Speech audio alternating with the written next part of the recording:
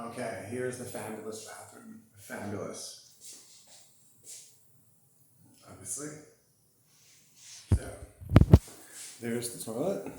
So when you're done using the toilet, you take the lid off. Like so. You go over here to the sink. You fill the bucket up with water. Like so.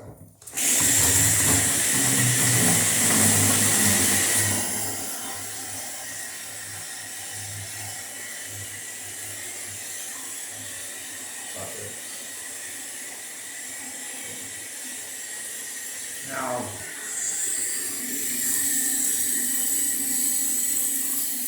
I guess eventually you get at judging how much water goes in the back of a toilet when it comes to a 5-gallon bucket.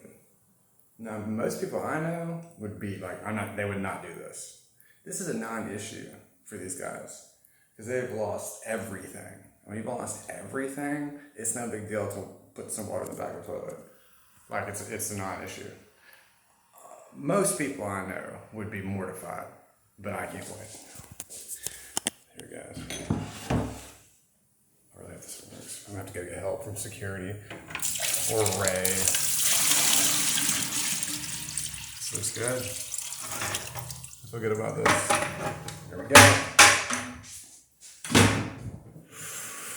Hold on to your feelings.